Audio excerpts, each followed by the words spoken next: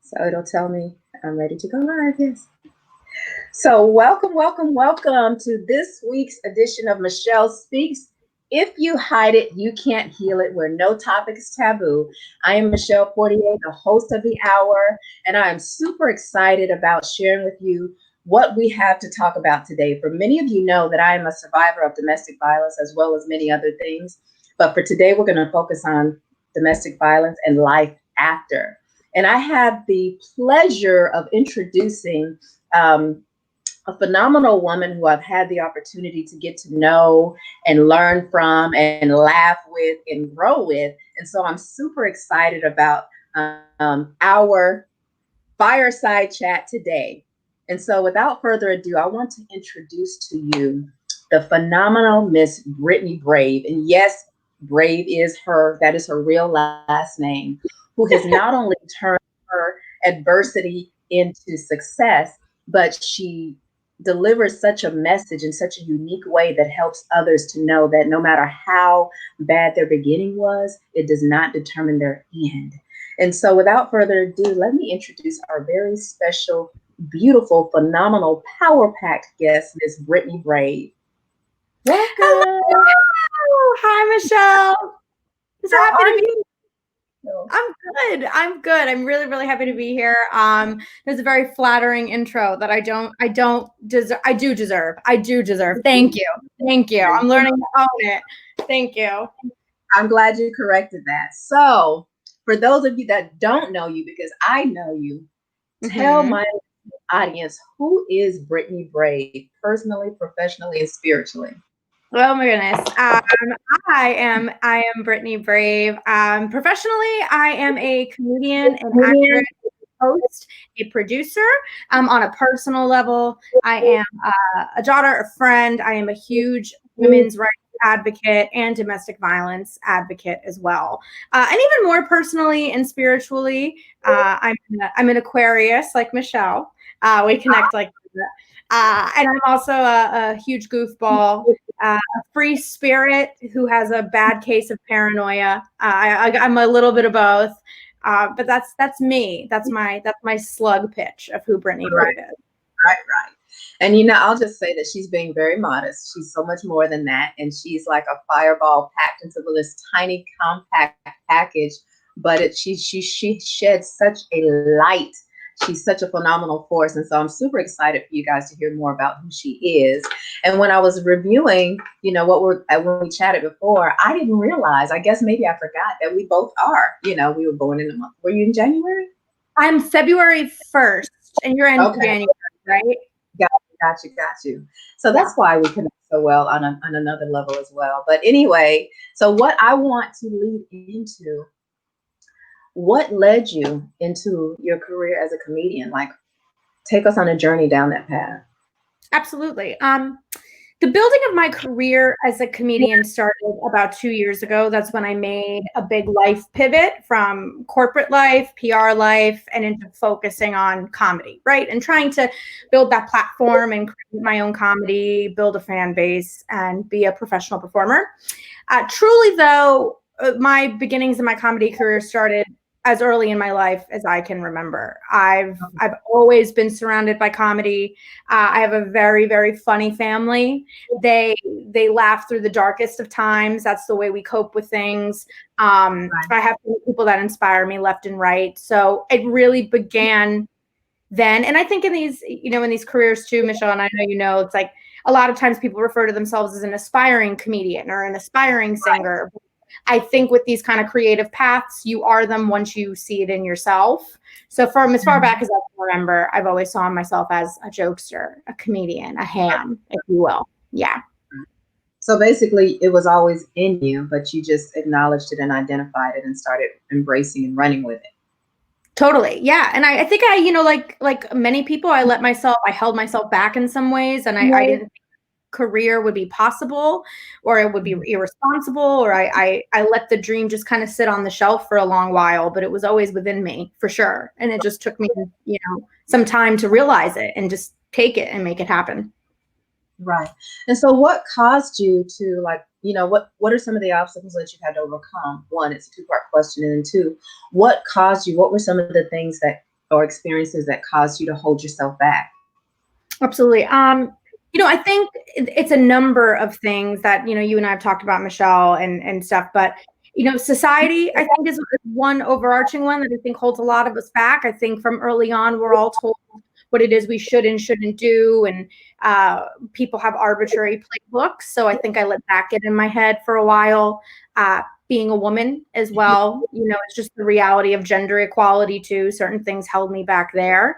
I probably held myself back a lot. I had a lot of imposter syndrome too, which is, not believing you're good enough or not believing you're worthy of the success that you have. And then, I did have experiences with domestic violence in a really abusive 3-year relationship that took me off course for a little bit. But so it took a lot of silencing of all these external and internal factors, and then me just making sure that I put myself and my comedy first every single chance that I got. So what did that silencing look like? And for those, and I know for myself, I spent 20 years in an abusive relationship, and it blocked me, and it caused me to be stifled and stagnant in so many things. So that imposter syndrome, it was easier and safer for me to just kind of conform. So how did you, move beyond that? And what was that experience like, knowing that you had this in you, but trying to just survive, just to get through the day while you were in that? And just move forward. Yeah. And, it was just something really quick before I even fully answer it, that you touched on. It's so true that imposter syndrome is so comfortable, isn't it? Like, it's just our default mode to doubt ourselves. It's our default mode to just believe something won't happen. And it's really the ultimate form of playing it safe, of believing like, this isn't going to happen. I don't deserve this. This doesn't make sense. It's safe for me to assume that, so that in the off chance that I do fail, I know I was right. Right. So that was it for so many years. But really, like, I think making it happen comes down to action, action and seeing real results. And even if the voices in my head were telling me I couldn't do it, or I was in a relationship that was dragging me down and diminishing my value, every time I showed up at an open mic, or I auditioned for something, or I took time to write a joke, or action, tangible steps forward, nothing else mattered, right? Like that was me showing up as a comedian every single time.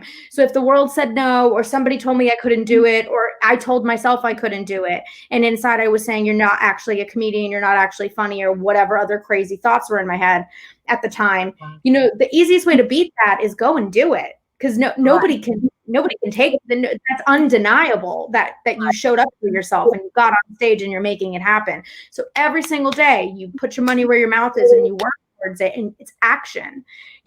Before you know it, you'll break out of your head and you'll break out of all of those things telling you no, because it's there. You're doing it. It's the reality now. So yeah.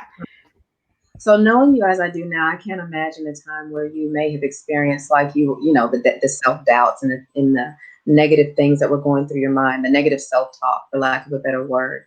So was there ever a time where you had low self-esteem, and it was because of things that were said within the context of that relationship? And then how did you kind of keep pushing forward every day, even when you didn't feel like? So, did you have a support system? Was it just that resiliency that we all have, something just rose up within inside you in spite of that? Or yeah, I lost like my complete sense of self and self-esteem about 6 months into that relationship. And it was a 3.5-year relationship. So I feel like I was able to retain a sense of myself and still kind of have my stuff together, feel okay about myself for, let's say, maybe graciously the first 6 months.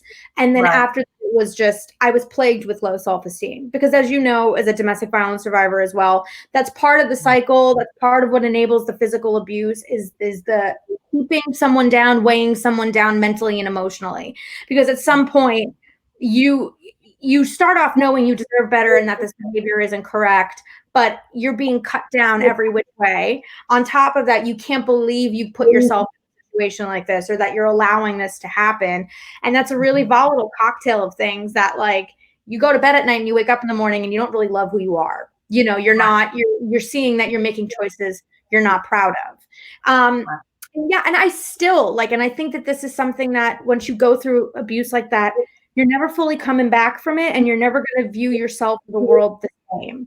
You know, I still grapple with that. There's still sometimes when like my self-esteem dips, or I got to check myself, or I doubt myself, or I hold back, or someone's like, what are you tripped up about this for? Or why did you do this? Or why did you let this slip out of your hands and stuff? And, you know, I do think a lot of that is residual damage and residual factors from that relationship. But it's a long life that we live, and there's a lot of relationships, and there's a lot of opportunities, and the one constant is you.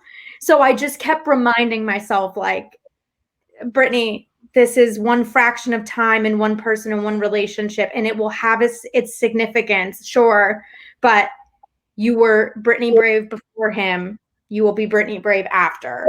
You know, like this. Like, look at all of it's a lot of big picture. You know, it's a lot of taking a step back and being like, that's what keeps you going. When you pull yourself out of it, and you're like, wait a minute, I'm all these other things. There's all these other things that are good in my life that can keep me moving forward. Yeah. And sometimes it can be a challenge to kind of pull yourself out of that. And I want to know, like, were you able to, and are you able to identify now, like, if you have any triggers that kind of remind you of that, and have you incorporated that into your message as a comedian? And then, like, what coping mechanisms that did you use that were like unhealthy? You know, like for me, I know I was an emotional eater. Like, I stuffed my emotions with food. And so, you know, I had to break out of that pattern. So what were some of your triggers, and how did you, turn those triggers into something useful? And then, what were the coping mechanisms that you had, that you identified that you needed to change? Absolutely. Yeah. It never got like out of hand, but I knew that was a period of my life when I was drinking a lot. Like, and it was never, I don't think it ever became like a problem, but it was a problem enough for me, and it was excessive enough for me. And I really started realizing, it took a while, but I started realizing that I was using it as a crutch. I was carrying a lot of pain. And when I was in the relationship, I wanted to make sense of why I was still in it and why I was struggling so hard to get out and reclaim myself.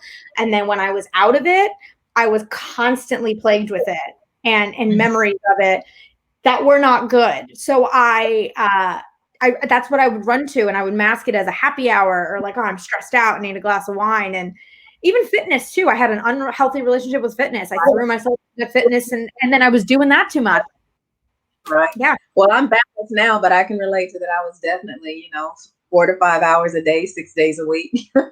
Same. And it was like, and at first it looks healthy, but everything in moderation, and then all of a sudden I was like, oh, I'm working out a little bit too much. And that was throwing my diet off too. So the pendulum swings, right? And it eventually evens out. But the healthiest coping mechanism that I did, the timing added up, where I was making the pivot with my into comedy as my career right at the end of that relationship. And I think it was that intersection where the healing occurred, because I had to take a really cold, hard look at my life, what I allowed for the last 3.5 years, what I lost within myself, what I needed to get back. And it illuminated that so much needed to be changed, so much needed to be revamped. Right. So that's what I did. There was no going back. So I just uprooted my life, and the healthy coping mechanisms were comedy and were fitness when it was within reason. And it absolutely was my support system, and it was creative outlets. It was travel, it was just seeking things that felt good, making choices that felt good. And eventually that outweighs the bad. But, yeah, I mean, that relationship still, I still think about it. I still have trigger. It's trying to date now is impossible. Right. Hard. And that's going to be my question. Has it impacted, how you view relationships? Like, does it take longer to even allow yourself to even entertain the thought? Or, when you're approached, does this wall come up, and how do you kind of counteract that? Yeah, no, it definitely does. I'm reactive in a good way, maybe a little defensive. I'll unpack it. But like I don't put up with shit. Like I know very quickly what it is I want and stand for, and I think my guard is up so much to not allow myself to pick a partner like that again or land in a situation like that again, and to try to foster healthy romantic love in my life. So I'm very quick to like pick up on things that don't really sit well with me and call them out or leave. I have noticed that. And there's a self. Is it easier for you? Is it easier for you to identify what you would consider to be red flags? Absolutely. I feel like I can spot them from a mile away. That is something that I do have 100% confidence in, that I don't think I would ever allow myself to pick a partner with abusive tendencies again, or I would hope that I wouldn't. And that's something I actively work on today. And that goes for mental and emotional abuse too. Like if I start to see insecurities and things pop up early on with somebody, I just have to like distance myself. And obviously anything can happen, and we're all human, and this is all a part of the experiences we go through. But I definitely, I constantly mirror relationships to that one and that person, and also myself, how I made decisions in dating X amount of years ago versus how I'm doing it now. And I'm like, well, that's something Brittany at 24 would have put up with. Brittany right now at 29 on the other side of this shouldn't be okay with that. So yeah. One of our listening audience, they're like, yes, Brittany, not putting up with crap. I have no time for nothing. And so you see it early on, because within the first couple of dates or a month or so, we know whether we're going to be in it or we're just going to end it. So when you see those flags, and have you ever been in a situation where like, I think I really want to pursue this, but this thing right here, what do you do? I want to give you the boss lady answer. Give me the honest answer. I'm sure that's the boss lady answer. That is the boss lady answer. I want to say that I have always seen it immediately, shut the door, blocked him, left, blah, blah, blah. It's not always the case, and I think it's part of like the female nature and the mothering, nurturing nature that we have, that we're like very forgiving, for better or for worse, with things. And we're very like, I can love it out of him, or it'll get better, or let's work on it, and things like that. I will say this, even if I don't act on it immediately, or it takes me a while to process it and make a decision, everything gets filed away. And that was something I learned from my mom. That was a piece of advice my mom even gave me in that prior relationship. And now that she was like, don't always like show your cards. Like she's like, you're in no rush to make a decision. No one's putting you on any timeline or deadline. So it was always like, you can notice everything and let it register. And just make sure you're making informed decisions like you would with anything else. Like you would make an informed decision based on where to move. You'd make an informed decision based on what kind of job. So make an informed decision before you really settle in with the partner, and consider everything that it is that you've seen and that they've shown you, and take it from there. There's certain things like binge drinking is one that's a huge red flag that I learned from. Like if it's, Sorry. No, you're fine. If it's a partner that I see drinks a lot more than I do, or the amount of the drinking is a little scary, I will tell you that's something that I will see right away and nip in the bud and things like that. I will say that I also do a domestic violence survivor, and I know we've talked about this too, Michelle. If I'm talking to a new partner and they refer to their ex as crazy, or they're putting down women in their life, especially women they used to be involved with, that I will say I boss lady run back out of, because I always think that's like a huge red flag, but that's me. Right. And honestly, I think that isn't a good indicator. How you treat the women in your life, how you talk about women in general, how you treat your mother, is an indication of whether or not you have respect for women and you have a love for women. So I think that's a good That's a good indicator. So for my listening audience out there, you just got some red flags, indicators of when you need to run. Like run, Forrest, run. And run into my arms. I'm here for you. I'm available. My social media is down there. Please, my DMs are open 24/7. If you need to get over somebody who you're running from, I'm here. I'm here. I'll write a joke about him for you. And I just have to share this. Miss Brittany, graced us with being a part of our weekly Girls Night In, the Empowered to Thrive Girls Night In, and she graced us with some comic relief. And can I tell you, she is absolutely phenomenal. Her and all her friends that she brought with her. So if you guys need to, a boost in your spirit, you need to laugh, release and woosah, then, make sure that you reach out to Brittany Brave. Her information is scrolling across the bottom of the screen. Go to her IG and add her to your IG page. Go to Facebook and add her, because your life will never be the same. So my life has not been the same since you've been a part of it. Likewise, just watching you on my darkest day, I can find laughter and lightness when I go to your page. I love that. That means the world to me. Thank you. Thank you very much. And that's why it really is one of the main reasons why I do it. So it brings me so much joy doing comedy. It brings light when I'm having a darker, heavier day. And I hope to do the same for other people. Even if you laugh for 2 minutes, at least it's 2 minutes of your day that felt good and you forgot about your problems. You turn your mess into your message. And it's a message of life. Ever. So let me tell you let me ask you, what has been the secret, or what is or has been, or both, a combination of both, the secret to your success, just for showing up every day, for, crafting new material, for, being inspired to continue to raise your voice? Yeah. I've taken a look back at the last couple of years, and the thing that I've really landed on that I think is my secret mantra, that I really turn to, is getting out of my own way. Get out of your own way. And kind of serendipitously, I've had experiences this year and last year with jobs or new communities I've joined or friend groups that I've joined.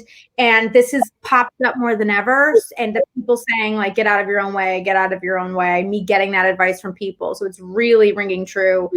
Get out of that. I hear that a lot. And when I hear that, I'm like, well, how do I get out of my own way? What am I doing to be in my own way? So I know.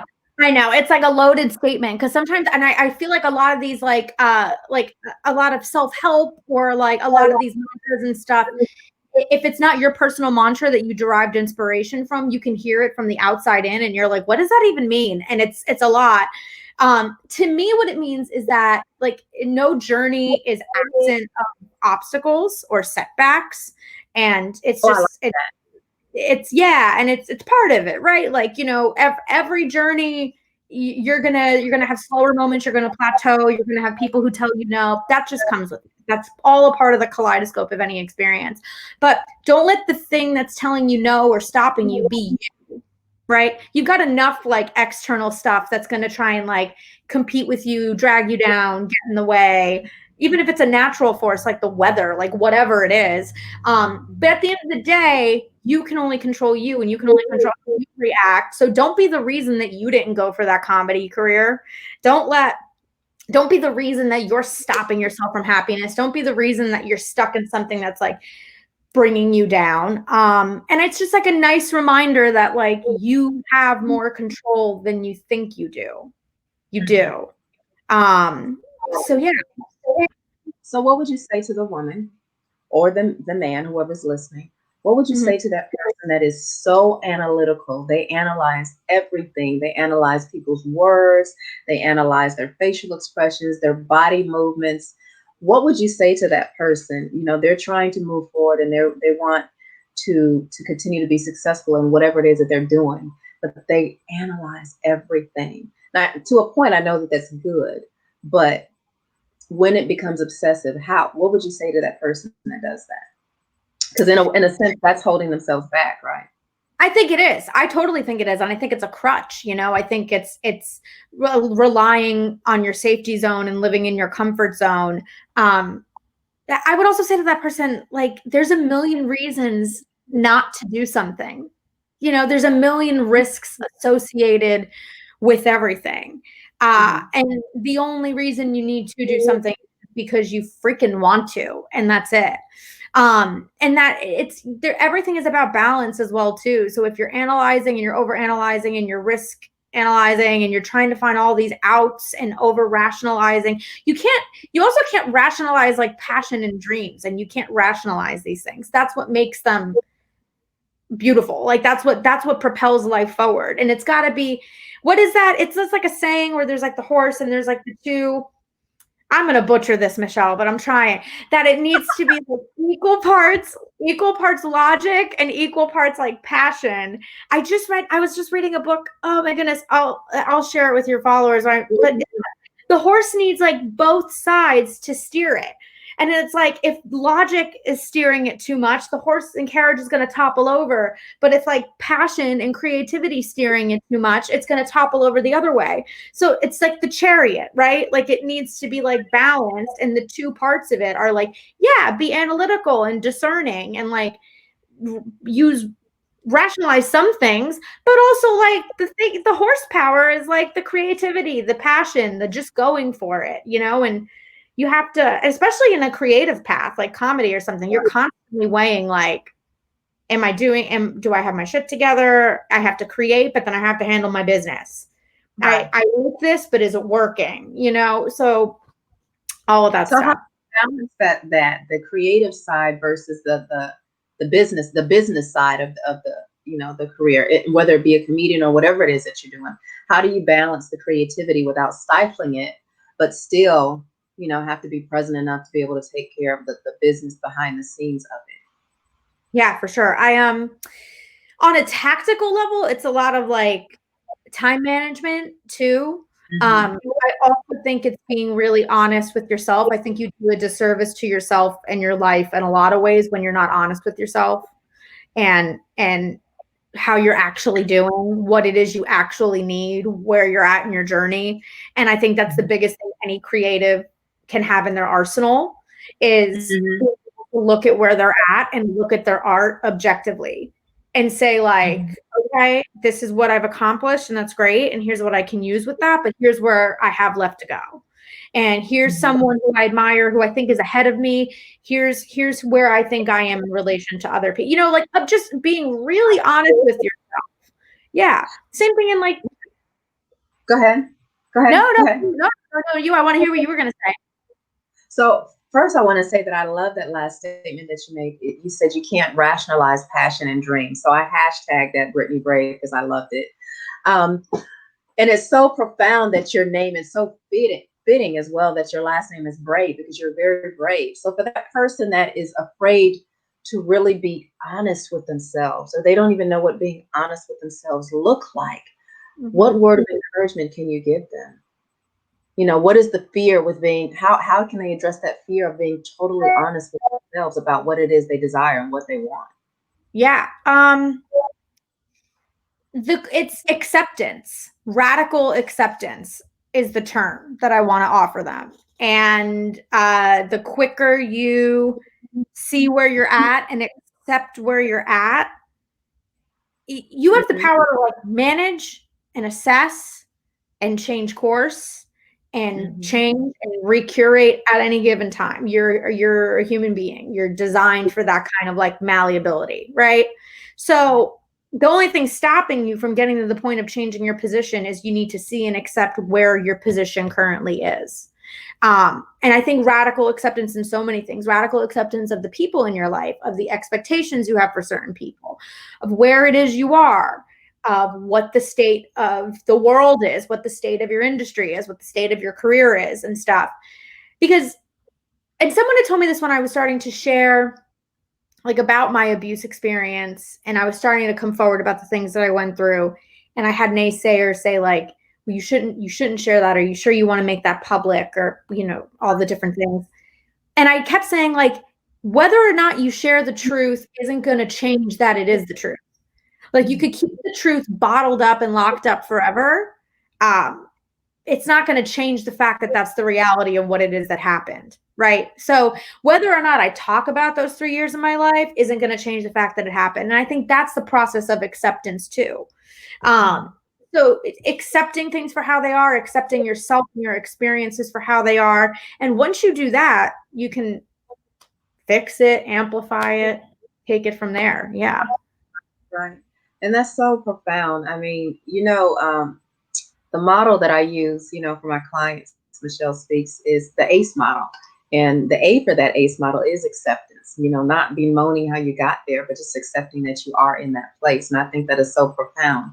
And I don't understand sometimes, even with myself, why it's such a challenge for us to just accept, and just really embrace who we are and who we are evolving to be.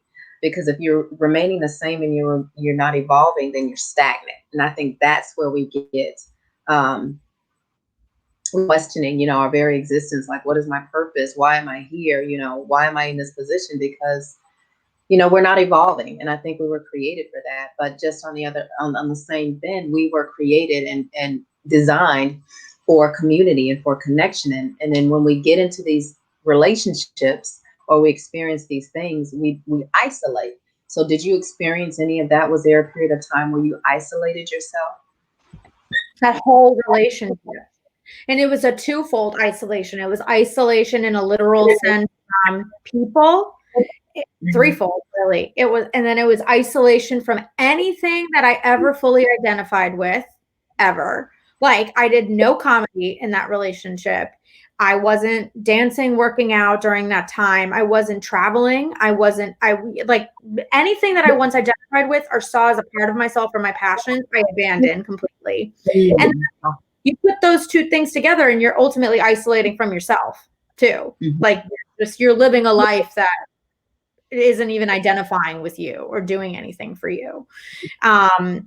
Yeah. So what would you say to Shanna Bell? Because she made a statement that trusting the process can be difficult. So what would you say to her as a word of encouragement or guidance for her?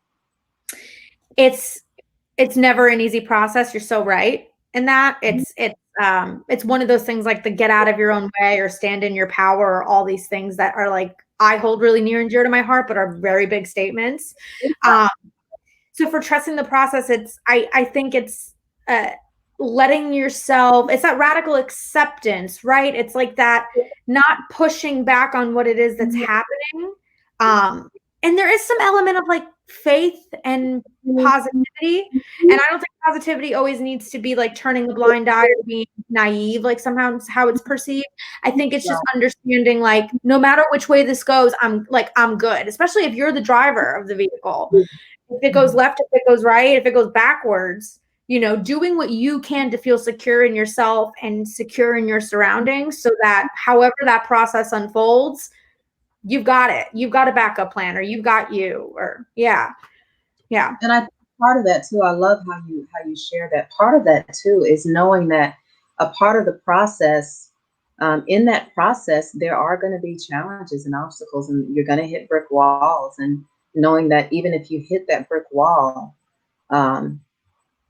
there's other ways around it. You can go around it, you can go over it, you can go under it, you can go through it. But the brick wall is going to be there. And I think that's the greatest fear. I think fear of the unknown in that process, because you feel like you're not in control. Yeah. But you really are. You totally are. Yeah. Yeah. Go ahead. Yeah. You can't control the other stuff, but you can control you and your response to it. And also too, it's like, I've worked really hard in the last 2 years to try and embrace the whole, well, I can't control or stop this. And that's a statement that used to give me so much anxiety. And I used to be like, well, I don't have control in that situation, or I can't make this one way. And I think it started in that relationship, like being stripped of all of my control or not being able to change this person. And I've had so many experiences, as of everybody tuned in, when you're like, I just feel like as if nothing that I do is going to make this what I want it to be, or I don't have any say. There is a little bit of beauty in that. And I think that's the trust the process thing too. is knowing that there is a bigger, greater process, universe, whatever it is you believe in. And you start to look at that as like a really beautiful thing. Like when you're like, you're right, I can't control it. You're like, actually, I can't. Well, that takes pressure. That takes some of the pressure off of you, actually. Accepting the reality, not the ideal of what you would like it to be, just accepting the reality of what it is. Mm-hmm. Exactly. And knowing like I've done everything in my power, and there's always going to be an element of everything that isn't in my control. And in a way, yeah. In some way, it's beautiful. What has been one of your defining moments? Oh my gosh, when I won my Academy Award. No, I'm kidding. It's coming. Coming. Oh, come on. I got to manifest it.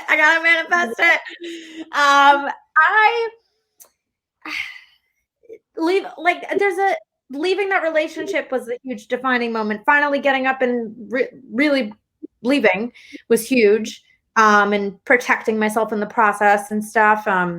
Making the decision to do comedy.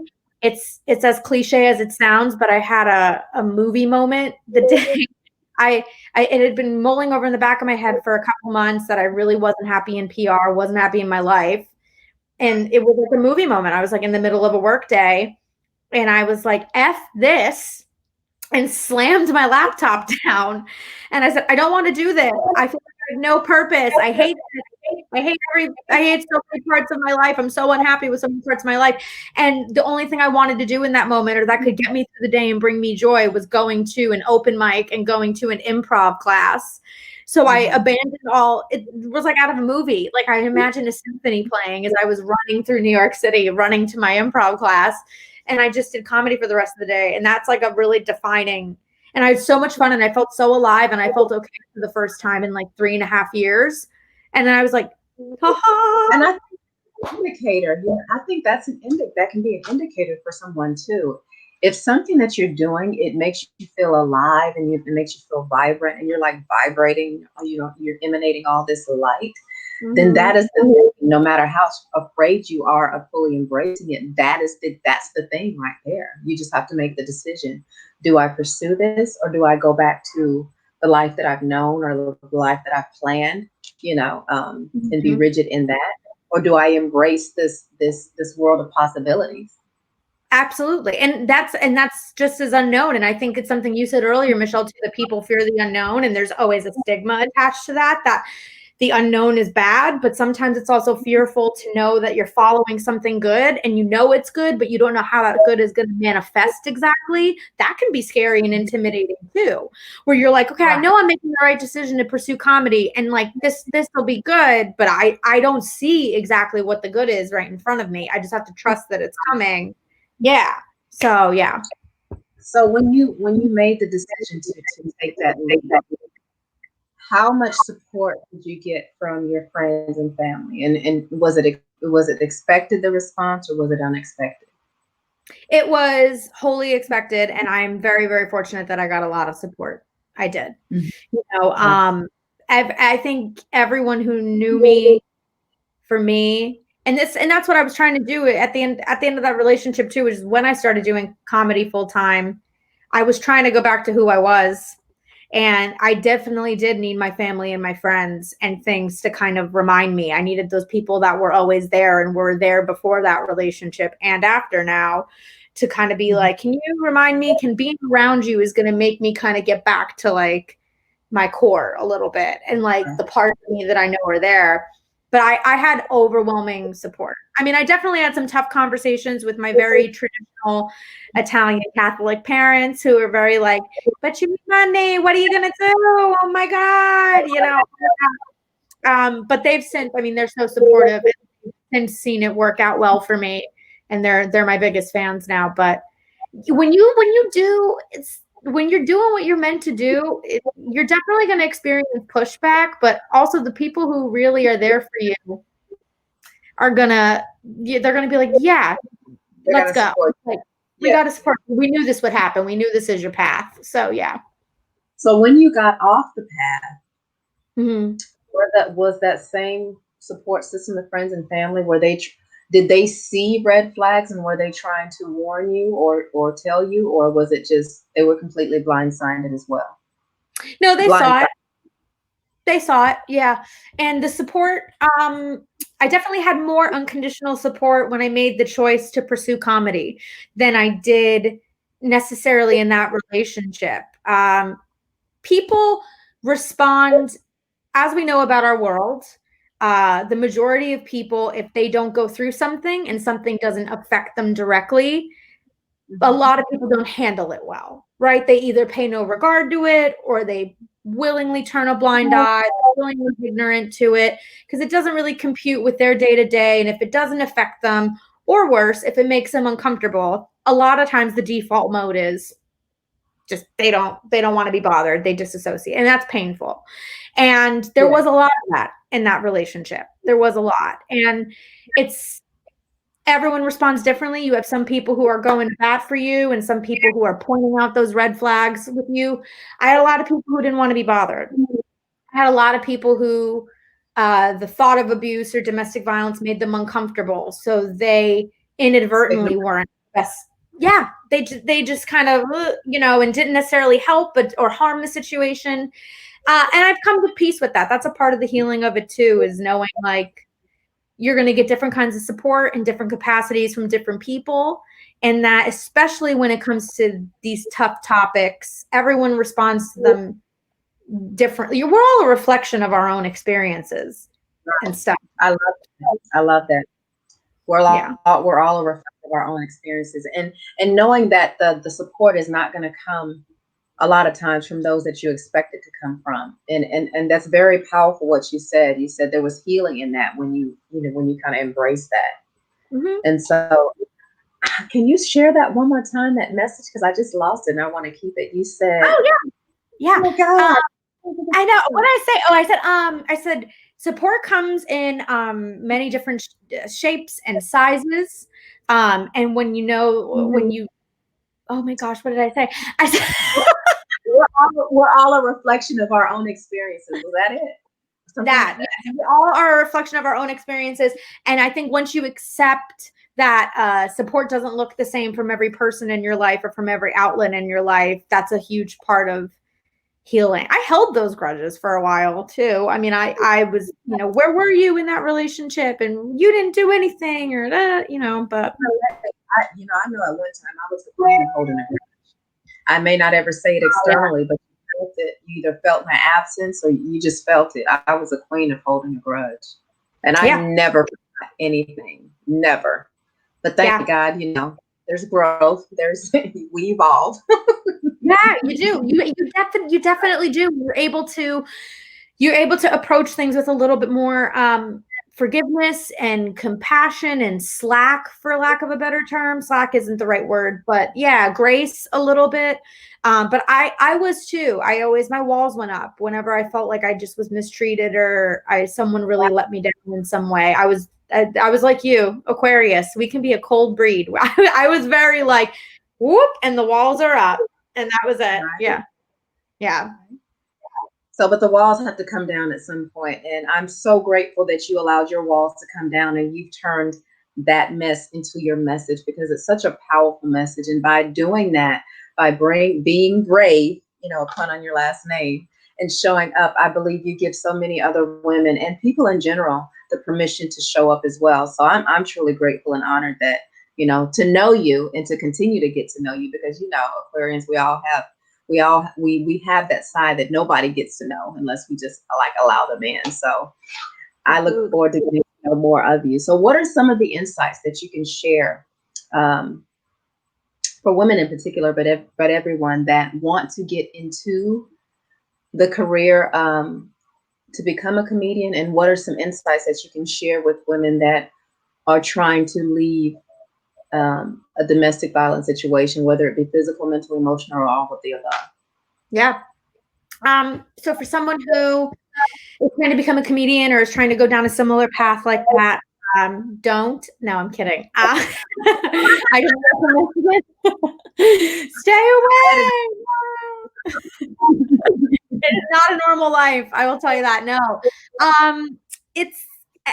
It's be prepared for a lot of pushback and a lot of no and a lot of rejection.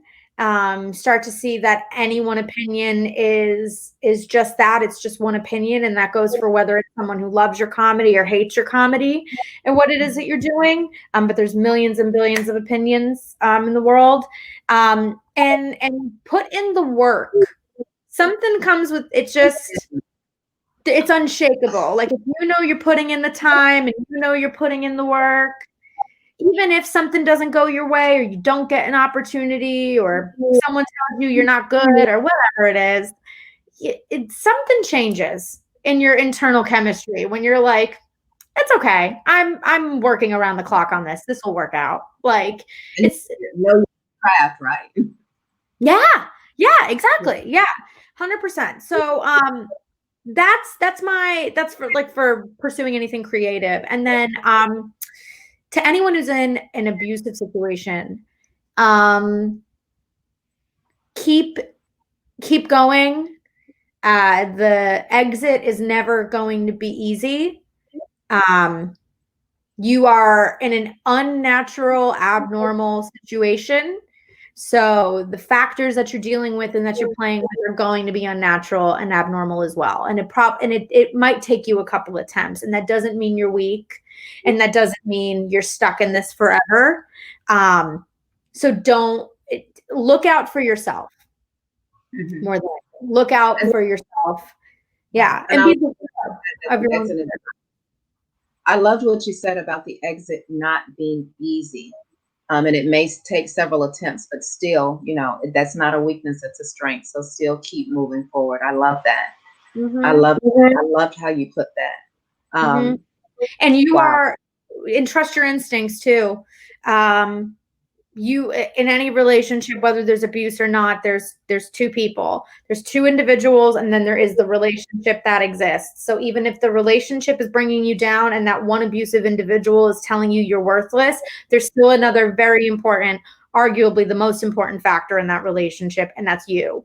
So don't believe that about yourself. Hold tight to you, and that's because that can happen in those relationships. You get so swallowed and abused and taken advantage of. You're like, I'm not even in this anymore. Like, I'm not even, I'm just, but you are. And as much as you're in it, you can get out of it.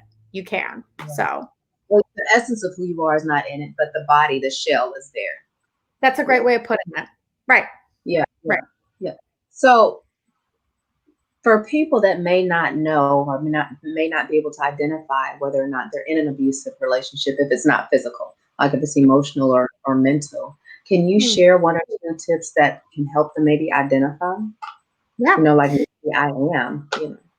Yeah. I think anytime you feel compromised in a relationship in any way, shape, or form, you're not in a healthy relationship. Not willingly compromising. Right. Like, yeah, like your sense of agency is being compromised. That's what I mean. Like, yeah, like, a relationship in general, love is hard and it takes work and all these things are true, and couples fight. But we very easily blur the lines between what are very normal trials and tribulations of a romantic relationship and then what's verbal and mental abuse, right?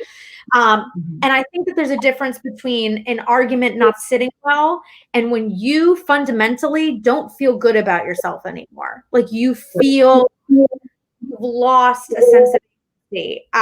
Your feelings are hurt. Like love shouldn't hurt. Like I don't ascribe to that. Like when people are like, love is pain and love is and I'm like, no, it's not. It's not. It's hard. It's hard and it's uncertain and it takes a lot of work. You may encounter some painful experiences, but it's not, overall the relationship should not be based on pain, and that being equated to love. Yeah.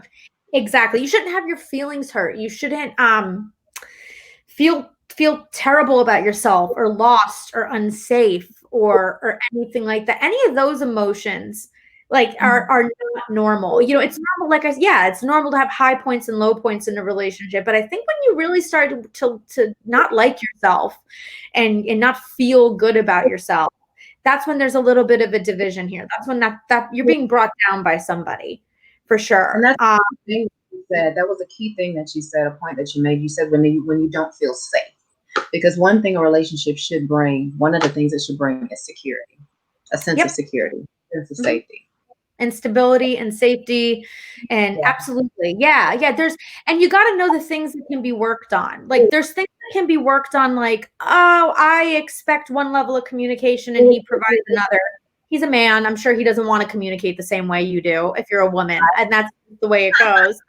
And that's just what it is, but that can be worked on. But like things like, when we fight, he calls me terrible names and it makes me cry and I'm really hurt. And I don't know. I don't know if that's worth working on. That's not, like, that's abuse.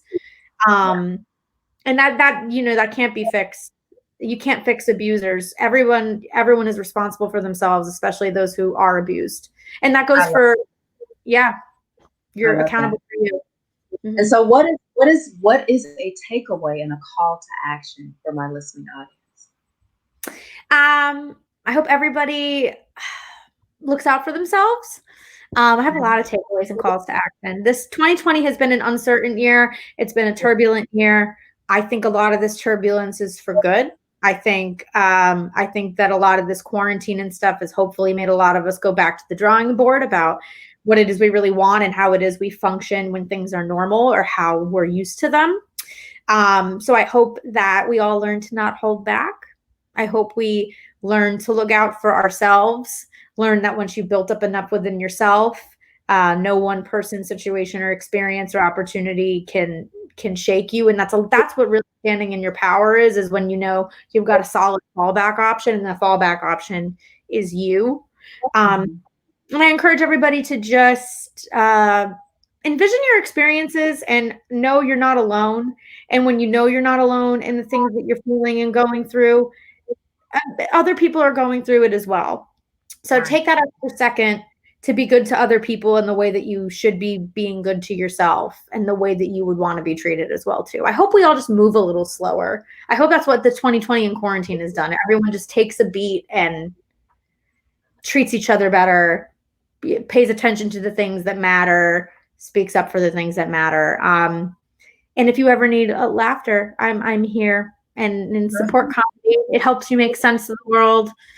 I'm always here. I want new friends. And I want to say one thing about support. Michelle, we talked about support and about losing support in that relationship and gaining support. And I've always said that some of the best relationships and connections that I've made have been with, especially in the wake of that relationship, have been with not close friends and family, people that I met through other mutual friends or professional opportunities or fellow survivors like you, truly. Right. And like you are a perfect example of that. And so if you're not getting support in your current area, like there's other places for support. And like Michelle is a perfect, beautiful example of that for me, of like, I've gotten way more support from Michelle and understanding from Michelle with my experience and my life than I did from people who I knew for 15 years.